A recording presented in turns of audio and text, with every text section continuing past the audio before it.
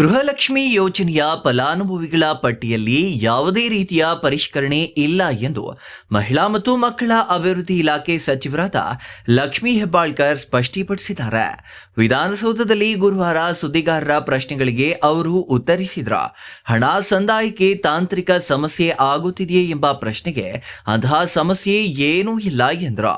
ಈಗಾಗಲೇ ಏಪ್ರಿಲ್ ತಿಂಗಳ ಹಣ ಸಂದಾಯವಾಗಿದ್ದು ಮೇ ತಿಂಗಳ ಹಣ ವರ್ಗಾವಣೆ ಆಗಬೇಕಿದೆ. ನಮಗೆ ಹಣಕಾಸು ಇಲಾಖೆಯಿಂದ ಹಣ ಬಿಡುಗಡೆಯಾಗಬೇಕಿದೆ. ನಮ್ಮ ಇಲಾಖೆಯ ಬದಲಾಗಿ ಈಗ ಜಿಲ್ಲಾ ಹಾಗೂ ತಾಲೂಕು ಪಂಚಾಯಿತಿ ಮೂಲಕ ಹಣ ಸಂದಾಯವಾಗುತ್ತಿದೆ ಎಂದರು.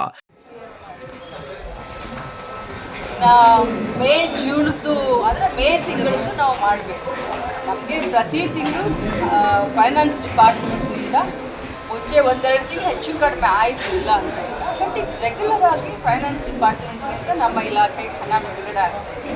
ನಮಗೂ ಎಲ್ಲರಿಗೂ ಗೊತ್ತಿದೆ. ಈಗ ಡೈರೆಕ್ಟಾಗಿ ನಮ್ಮ ಇಲಾಖೆಯಿಂದ ಬೆನಿಫಿಷರಿಗೆ ಹೋಗ್ತಾ ಇದೆ. ಈಗ ಒಂಚೂರು ತಾಲೂಕು ಪಂಚಾಯತ್ ಜಿಲ್ಲಾ ಪಂಚಾಯತಿ ಸ್ವಲ್ಪ ಸುತ್ತಾಡ್ಕೊಂಡು ಬರಬೇಕಾಗಿದೆ, ನಮಗೆಲ್ಲ ಗೊತ್ತು. ಸೊ ಅದಕ್ಕೆ 1 ವೀಕ್ 2 ವೀಕ್ ಡಿಲೇ ಆಗಿರ್ಬೋದು ಅಷ್ಟೇ. ಬಟ್ ಗೃಹಲಕ್ಷ್ಮಿ ಅಕೌಂಟ್ಗೆ ಫೈನಾನ್ಸ್ ಡಿಪಾರ್ಟ್ಮೆಂಟ್ ದುಡ್ಡು ಕೊಡ್ತಾ ಇದೆ. ಮುಖ್ಯಮಂತ್ರಿ ಅವರಿಗೆ ಅದ್ರ ಬಗ್ಗೆ ಕಾಳಜಿ ಇದೆ. ಸೊ ಯಾವುದೇ ಕಂತನ ತಡೆಯುವಂಥ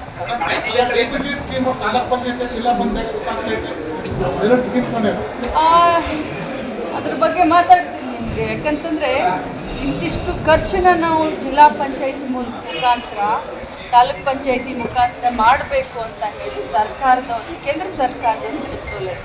ಸೊ ಆ ಸುತ್ತೋಲೆ ಪ್ರಕಾರ ಸ್ವಲ್ಪ ನಾವೀಗ ತಾಲೂಕ್ ಪಂಚಾಯತ್ ಜಿಲ್ಲಾ ಪಂಚಾಯತಿ ಕೂಡ ಅಂದರೆ ಇನ್ನೊಂದು ಸ್ವಲ್ಪ ಸರಳ ಆಗಲಿ ಅಂತ ಬಳಸ್ತೀವಿ. ಎಂಥ ಇಲ್ಲ, ಯಾವುದೇ ಕಾರಣಕ್ಕೂ ಕೂಡ ಯಾವ ಫಲಾನುಭವಿಗಳ ಪರಿಷ್ಕರಣೆ ಮಾಡೋದಿಲ್ಲ. ಇದು ನಿರಂತರವಾಗಿ, ಅಂದರೆ ನಾವು ಕಟ್ ಆಫ್ ಡೇಟ್ ಯಾವುದು ಕೊಡಲೇ ಇಲ್ಲ. ಇದು ನಿರಂತರವಾಗಿ ಗೃಹಲಕ್ಷ್ಮಿ ಆ್ಯಡ್ ಹಾಕ್ಕೊಂಡೇ ಇದೆ. ಪ್ರತಿ ತಿಂಗಳು 15,000, 20,000, 30,000 ಗೃಹಲಕ್ಷ್ಮಿಗಳು ಪ್ರತಿ ತಿಂಗಳು ಜಾಸ್ತಿ ಆಗ್ತಾ ಇದೆ.